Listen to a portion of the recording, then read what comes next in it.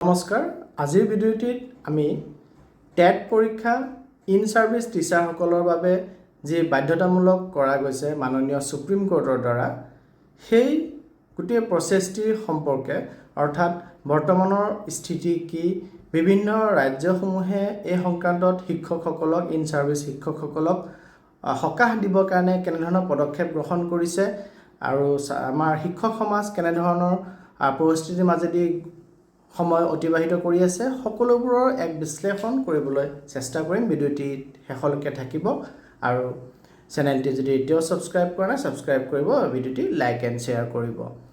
আমাৰ 2025 চনৰ ছেপ্টেম্বৰ মাহৰ 1 তাৰিখে ভাৰতৰ উচ্চতম ন্যায়ালয়ে প্ৰদান কৰা এক ঐতিহাসিক ৰায়দান অনুসৰি দেশৰ প্ৰাথমিক আৰু উচ্চ প্ৰাথমিক অৰ্থাৎ প্ৰথম শ্ৰেণীৰ পৰা অষ্টম শ্ৰেণীলৈকে বিদ্যালয়ৰ সকলো কৰ্মৰত শিক্ষকে চাকৰিত বৰ্তি থাকিবলৈ বা পদোন্নতি পাবলৈ শিক্ষকৰ যোগ্যতা নিৰূপক পৰীক্ষা অৰ্থাৎ টেট উত্তীৰ্ণ হোৱাটো বাধ্যতামূলক কৰা হৈছে।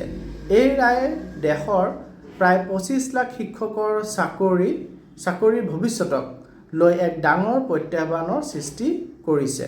ন্যায়ালয়ৰ ৰায়দান অনুসৰি যিসকল শিক্ষকৰ অৱসৰলৈ এতিয়াও 5 বছৰৰ অধিক সময় আছে তেওঁলোকৰ বাবে 2 বছৰৰ ভিতৰত অৰ্থাৎ 31 আগষ্ট 2027 ভিতৰত টেট উত্তীৰ্ণ হোৱাটো বাধ্যতামূলক কৰা গৈছে আৰু টেট উত্তীৰ্ণ হ'বলৈ তেওঁলোক যদি ব্যৰ্থ হয় তেতিয়াহ'লে তেওঁলোকক কম্পালসৰি ৰিটায়াৰমেণ্ট অৰ্থাৎ বাধ্যতামূলক অৱসৰ দিয়া হ'ব আৰু ইয়াৰ ফলত লাখ লাখ শিক্ষকৰ মাজত তীব্ৰ অনিশ্চয়তা আৰু আতংকৰ সৃষ্টি হৈছে।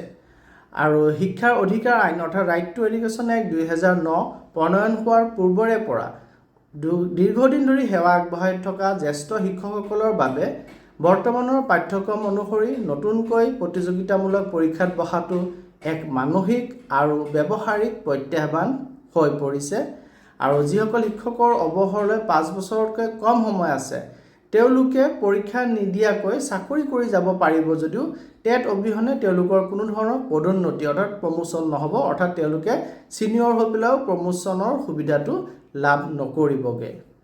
চাকৰি হেৰুৱাৰ এই চৰম অনিশ্চয়তাই শিক্ষকসকলৰ ব্যক্তিগত আৰু পাৰিবাৰিক জীৱনত এক ভয়াৱহ মানসিক আৰু সামাজিক সংকটৰ সৃষ্টি কৰিছে।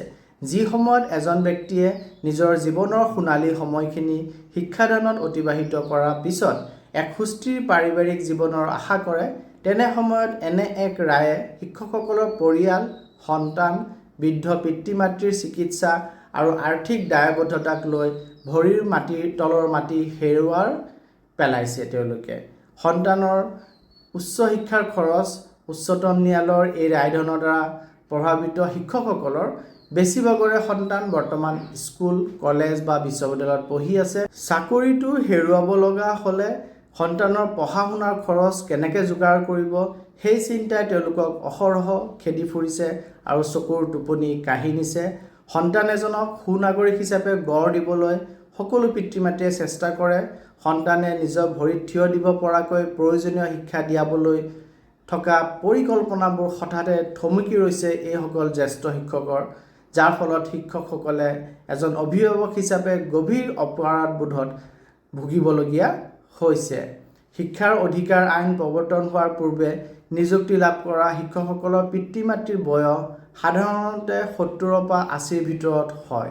তেওঁলোকৰ বহুতৰে বৃদ্ধ পিতৃ মাতৃ হয়তো ডায়েবেটিছ উচ্চ ৰক্তচাপ হৃদৰোগ বা কৰ্কট ৰোগৰ দৰে গভীৰ ৰোগত আক্ৰান্ত। সাম্প্ৰতিক পৰিস্থিতিত বেমাৰৰ ব্যয়বহুল ঔষধ আৰু চিকিৎসাৰ খৰচ শিক্ষকজনৰ দৰমহাৰ ওপৰতে নিৰ্ভৰ কৰে। চাকৰি হেৰুৱাৰ লগে লগে চৰকাৰী বা ব্যক্তিগত চিকিৎসা সাহায্যৰ পথো বন্ধ হৈ পৰিব। তেতিয়া পিতৃ মাতৃৰ লগত পৰিয়াল আৰু নিজৰ আন পৰিয়ালৰ সদস্যৰ স্বাস্থ্য ৰক্ষাৰ চিন্তাই শিক্ষকসকলৰ মনত গভীৰ মানসিক চাপৰ সৃষ্টি কৰিব। বেংকৰ ঋণ আৰু আৰ্থিক দেউলীয়া হোৱাৰ ভয়ত মধ্যবিত্ত পৰিয়ালৰ দৰে বেছিভাগ শিক্ষকে ঘৰ সাজিবলৈ বা সন্তানৰ পঢ়াৰ বাবে বেংকৰ পৰা হোম লোন বা এডুকেশ্যনেল লোন বা পাৰ্চনেল লোন লৈ থৈছে। প্ৰতি মাহে দৰমহা বা কাটি যোৱা মোটা অংকৰ EMI চাকৰি নহ'লে কেনেকৈ পৰিশোধ হ'ব।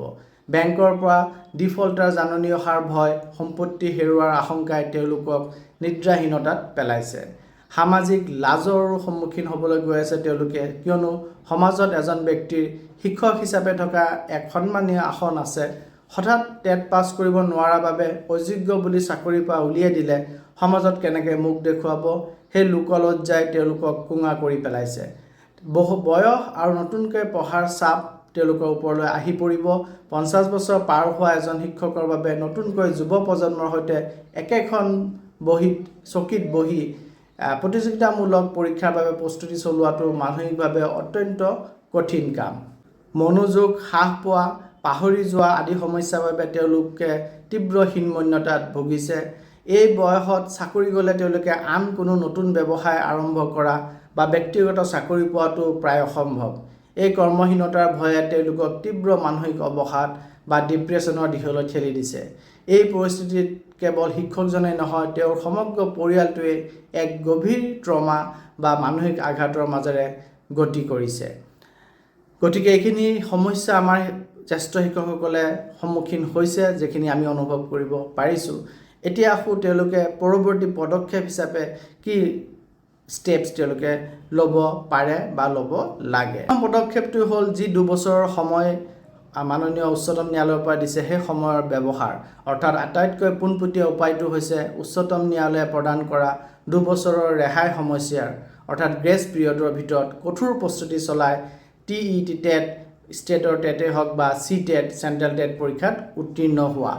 ছেকেণ্ড পদক্ষেপটো হৈছে ৰিভিউ পিটিশ্যন।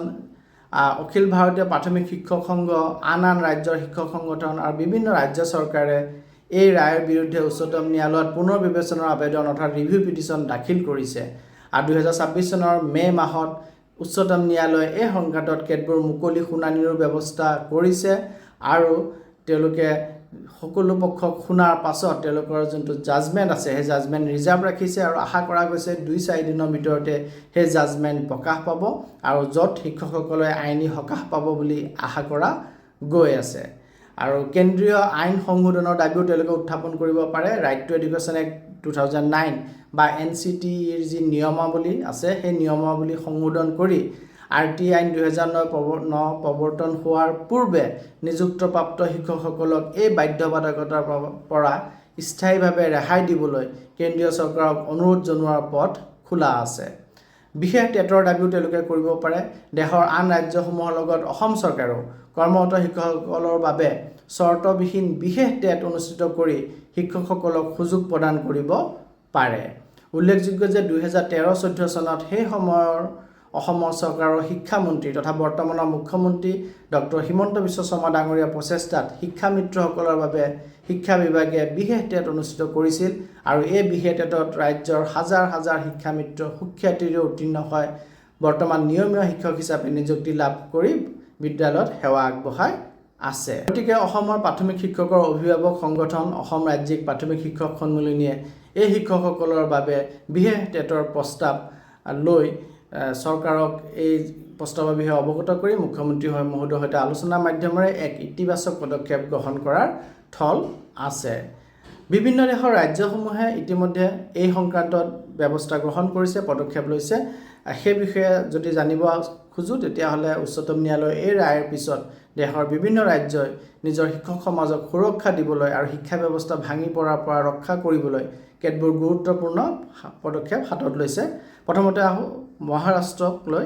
উচ্চতম ন্যায়ালয়ৰ এই সমগ্ৰ ৰায়টো মহাৰাষ্ট্ৰৰ এটা গোচৰ Anjuman Ishaat-e-Taleem trust versus state of Maharashtra আধাৰতে আহিছিল। মহাৰাষ্ট্ৰ চৰকাৰৰ জনজাতীয় উন্নয়ন বিভাগে ইতিমধ্যে এটা চৰকাৰী প্ৰস্তাৱ অৰ্থাৎ গভৰ্ণমেণ্ট ৰিজলিউশ্যন জাৰি কৰি সৰ্বোচ্চ আদালতৰ নিৰ্দেশ প্ৰথমবাৰৰ বাবে কাৰ্যক্ষেত্ৰত প্ৰয়োগ কৰিছে। ইয়াৰ অধীনত চৰকাৰী আশ্ৰম স্কুল আৰু জনজাতীয় আৱাসিক বিদ্যালয়ৰ যিসকল শিক্ষকৰ অৱসৰলৈ 5 বছৰৰ অধিক সময় বাকী আছে তেওঁলোকে 31 আগষ্ট 2027 ভিতৰত টেট পাছ কৰাটো বাধ্যতামূলক কৰা হৈছে, অন্যথা তেওঁলোকৰ চাকৰি কৰ্তন কৰা হ'ব। মহাৰাষ্ট্ৰ চৰকাৰৰ ফালৰ পৰা এই পদক্ষেপ গ্ৰহণ কৰা হৈছে। দিল্লীৰ ফালৰ পৰা দিল্লী চৰকাৰী আৰু সাহায্যপ্ৰাপ্ত বিদ্যালয়ৰ শিক্ষকসকলে এই সিদ্ধান্তৰ বিৰুদ্ধে তীব্ৰ ক্ষোভ প্ৰকাশ কৰিছে। 2026 চনৰ এপ্ৰিল মাহত দিল্লীৰ শিক্ষক সংগঠনসমূহৰ উদ্যোগত এক বিশাল প্ৰতিবাদী কাৰ্যসূচী ৰূপায়িত হয়।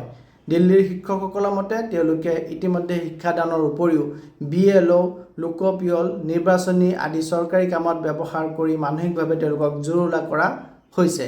এতিয়া চাকৰি শেষ বয়সত নতুনকৈ টেট পৰীক্ষা জাপি দিয়াটো গ্ৰহণযোগ্য নহ'ব। দিল্লী চৰকাৰে বৰ্তমান উচ্চতম ন্যায়ালয়ত পৰৱৰ্তী তথা চূড়ান্ত নিৰ্দেশনালৈ অপেক্ষা কৰিছে। অৰ্থাৎ ৰিভিউ পিটিশ্যনৰ কি ৰায় আহে তালৈ অপেক্ষা কৰি আছে দিল্লী চৰকাৰে। তামিলনাডুৰ চৰকাৰৰ পদক্ষেপৰ বিষয়ে যদি জানিব চেষ্টা কৰোঁ, তামিলনাডু চৰকাৰে নিজাববীয়াকৈ উচ্চতম ন্যায়ালয়ত ৰিভিউ পিটিশ্যন দাখিল কৰিছে। চৰকাৰৰ যুক্তি হৈছে যে ৰাজ্যখনৰ প্ৰায় 4 লাখ শিক্ষক ইয়াৰ দ্বাৰা প্ৰভাৱিত হৈছে আৰু একেলগে ইমান শিক্ষকক অব্যাহতি দিলে ৰাজ্যখনত শিক্ষকবিহীন শ্ৰেণীকোঠা অৰ্থাৎ ক্লাছৰুম উইদাউট টিচাৰ্ছৰ সৃষ্টি হ'ব। চৰকাৰে আদালতৰ পৰা এই সময়সীমা 2 বছৰৰ পৰা 4 বছৰলৈ বৃদ্ধি কৰিবলৈ অনুৰোধ জনাইছে। উচ্চতম ন্যায়ালয়ৰ নিৰ্দেশক সন্মান জনাই তামিলনাডু স্কুল শিক্ষা বিভাগে এটা চৰকাৰী নিৰ্দেশনা জাৰি কৰিছে। ইয়াৰ অধীনত কেৱল কৰ্মৰত অনুতীৰ্ণ শিক্ষকসকলৰ বাবে 2026 চনৰ জানুৱাৰী, জুলাই আৰু ডিচেম্বৰ মাহত 3খনকৈ বিশেষ টেট অনুষ্ঠিত কৰাৰ সিদ্ধান্ত লোৱা হৈছে। কেৰালা চৰকাৰৰ ফালৰ পৰা যদি আমি জানিব চেষ্টা কৰোঁ, উচ্চতম ন্যায়ালয়ৰ ৰায়দানৰ পিছতে কেৰালা চৰকাৰে 2026 চনৰ আৰম্ভণিতে কেৱল কৰ্মৰত শিক্ষকসকলৰ বাবে এক বিশেষ টেট অৰ্থাৎ কেৰালা টেট পৰীক্ষাৰ জাননী জাৰি কৰে। ইয়াৰ উদ্দেশ্য হৈছে শিক্ষকসকলক চাকৰিৰ সুৰক্ষা আৰু পদোন্নতিৰ বাবে অতিৰিক্ত সুযোগ প্ৰদান কৰা। কেৰালাৰ দেশীয় অধ্যাপক পৰিষদে আদি শিক্ষক সংগঠনে উচ্চতম ন্যায়ালয়ত যুক্তি দৰ্শাইছে যে দশক ধৰি সুখ্যাতিৰে কাম কৰি অহা অভিজ্ঞ শিক্ষকসকলৰ ওপৰত অতীতৰ পৰা কাৰ্যকৰী হোৱাকৈ অৰ্থাৎ ৰেট্ৰস্পেক্টিভ ইফেক্ট নিয়মটো জাপি দিয়াটো অন্যায় হৈছে। 2026 চনৰ 13 মে'ত উচ্চতম ন্যায়ালয়ত কেৰালাৰ এই আবেদনসমূহ শুনানি গ্ৰহণ কৰি বৰ্তমান ৰায় সংৰক্ষিত ৰাখিছে উচ্চতম ন্যায়ালয়ে। উত্তৰ প্ৰদেশ আৰু মধ্যপ্ৰদেশৰ ফালে যদি যাওঁ তেতিয়াহ'লে উত্তৰ প্ৰদেশ চৰকাৰৰ হয় অতিৰিক্ত চলিচিটৰ জেনেৰেল বিক্ৰমজিৎ বেনাৰ্জী আৰু মধ্যপ্ৰদেশ চৰকাৰৰ হয় জ্যেষ্ঠ অধিবক্তা অভিষেক মনু সিংভিয়ে উচ্চতম ন্যায়ালয়ত ৰায়টোৰ বিৰুদ্ধে তীব্ৰ আইনী যুঁজ চলাইছে। তেওঁলোকৰ মতে দশক ধৰি সুখ্যাতিৰে সেৱা আগবঢ়াই অহা অভিজ্ঞ শিক্ষকসকলৰ ওপৰত অতীতৰে পৰা কাৰ্যকৰী হোৱাকৈ অৰ্থাৎ ৰেট্ৰস্পেক্টিভ ইফেক্ট দি টেট বাধ্যতামূলক কৰাটো তেওঁলোকৰ মৌলিক অধিকাৰ উলংঘন কৰা গৈছে। 2026 চনৰ 13 মে'ত উচ্চতম ন্যায়ালয়ে এই ৰাজ্যসমূহৰ ৰিভিউ পিটিশ্যনৰো চূড়ান্ত শুনানি গ্ৰহণ কৰি ৰায়দান সংৰক্ষিত অৰ্থাৎ ৰিজাৰ্ভ ৰাখিছে। পশ্চিমবংগৰ প্ৰাথমিক শিক্ষক সংগঠনসমূহে উচ্চতম ন্যায়ালয়ত সুকীয়া পুনৰ বিবেচনা আবেদন দাখিল কৰিছে। ৰাজ্য চৰকাৰে শিক্ষকসকলৰ চাকৰি সুৰক্ষিত কৰিবলৈ আইনী পথৰ সন্ধান কৰিছে আৰু 13 মে'ৰ শুনানিত আদালতত তেওঁলোকে স্পষ্টকৈ কয় যে শিক্ষকসকলে কেৱল নিজৰ চাকৰি নিৰাপত্তাৰ কথা নাভাবি ছাত্ৰ ছাত্ৰীৰ গুণগত শিক্ষাৰ অধিকাৰৰ কথা চিন্তা কৰা উচিত। এই মতামত দাঙি ধৰিছিলে আমাৰ জাষ্টিছ সকলে পশ্চিমবংগৰ শুনানিৰ লওঁতে। বিহাৰৰ ক্ষেত্ৰত বিহাৰ চৰকাৰে পূৰ্বৰ পৰা নিয়োজিত শিক্ষকসকলক চৰকাৰী কৰ্মচাৰী মৰ্যাদা দিবলৈ সক্ষমতা পৰীক্ষা লৈ আহিছিল। এতিয়া উচ্চতম ন্যায়ালয়ৰ নিৰ্দেশৰ পিছত বিহাৰ চৰকাৰে টেট বা চিটেট উত্তীৰ্ণ নোহোৱা শিক্ষকসকলৰ বাবে বিশেষ ৰেহাই বা চৰকাৰী পৰ্যায়ৰ সুকীয়া ব্যৱস্থা কৰিবলৈ আইনী পৰামৰ্শ লৈছে। ৰাজস্থান চৰকাৰৰ স্থিতি যদি আমি জানিবলৈ চেষ্টা কৰোঁ, ৰাজস্থান চৰকাৰে শিক্ষক সংগঠনসমূহৰ হেঁচাত কেন্দ্ৰীয় চৰকাৰক ৰাইট টু এডুকেশ্যন এক্ট 2009 সংশোধন কৰিবলৈ হেঁচা প্ৰয়োগ কৰিছে। যিসকল শিক্ষকৰ 5 বছৰতকৈ অধিক সময় বাকী আছে তেওঁলোকৰ REET অৰ্থাৎ ৰাজস্থান টেট অনুষ্ঠিত কৰিবলৈ বিশেষ প্ৰশিক্ষণ কোষ গঠন প্ৰক্ৰিয়াও আৰম্ভ হৈছে। হিমাচল প্ৰদেশৰ চৰকাৰে ৰাজ্যখনৰ প্ৰাথমিক শিক্ষা বিভাগক এনে অপ্ৰশিক্ষিত বা টেট অনুতীৰ্ণ শিক্ষকৰ এখন সম্পূৰ্ণ তালিকা প্ৰস্তুত কৰিবলৈ নিৰ্দেশ দিছে। পৰ্বতীয়া ৰাজ্যখনত শিক্ষকৰ নাটনি হোৱাৰ সম্ভাৱনা থকাৰ বাবে ৰাজ্য চৰকাৰে আদালতৰ পৰা অতিৰিক্ত সময় বিচাৰিবলৈ পৰিকল্পনা কৰিছে।